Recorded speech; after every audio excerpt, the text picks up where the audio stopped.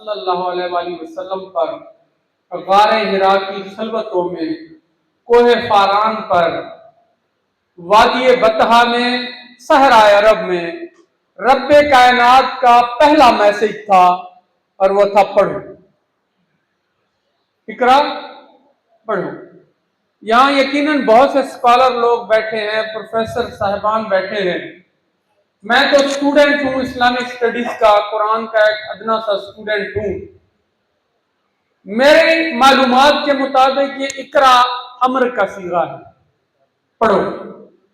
فعل امر ہم نہیں پڑھاتے بچوں کو، یہ وہ فعل امر ہے، اور قرآن میں مزاج ہے اللہ تبارک و تعالی کے تکلم کا ایک انداز ہے کہ جہاں بھی اللہ تبارک و تعالی امر کا صیغہ استعمال کرتے ہیں، اور جو بات امر کے صیغے کے ساتھ کہتے ہیں وہ فرض ہوتی ہے۔ مثلا اقیم الصلاۃ، نماز قائم کرو، آتوا الزکاۃ، اور زکوٰۃ ادا کرو، یہ سارے یہ فرض ہے نا۔ اب اس کی تصدیق حدیث سے بھی ہوتی ہے۔ میرے آقا صلی اللہ علیہ وسلم نے فرمایا العلم فریضۃ علی کل مسلمین والمسلمات، علم حاصل کرنا ہر مسلمان مرد اور عورت پہ فرض ہے۔ تو اگر اس آیت کا مفہوم آپ اس رنگ میں نہیں لے رہے تو حدیث نے اس کی تصدیق کر دی ہے۔ سیرت النبی کے بہت سارے پہلو ہیں، چونکہ ہم سارے اساتذہ ہیں یا اسٹوڈنٹ ہیں، تو ہمارے پیشے سے وابستہ جو پہلو ہے سیرت کا، تعلیم و تعلم،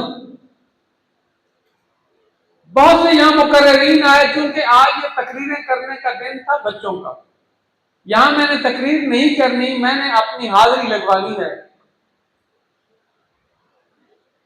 سین صاحب کا حکم تھا، میں رات کو 12 بجے واپس آیا، اور پروگرام تھے، جیپ ریلی یہ وہ، تو میں نے کہا سر آپ کے پروگرام میں ضرور آؤں گا، اور اللہ کا شکر ہے کہ یہ وعدہ میں نے پورا کر لیا۔ سر یہ جو اقرا کا سبق تھا، جو غار حرا کی خلوتوں میں میرے آقا پہ پہلا حکم نازل ہوا، تاریخ اس بات کی گواہ ہے کہ میرے آقا نے جب مدینہ ہجرت کی، سب سے پہلے مسجد کی بنیاد رکھی، اور ساتھ ہی مسجد کے ساتھ ہی سکول کی بنیاد رکھی، مدرسہ صفا کی بنیاد رکھی۔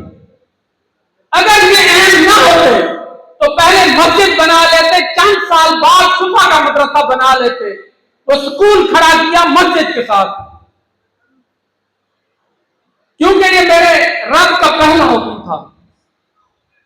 اور پھر تاریخ اس بات کی گواہ ہے، جب مسلم امہ نے اس اقرا کے سبق پہ عمل کیا تو ہم دنیا میں ایک عظیم قوم بن کے ابھرے۔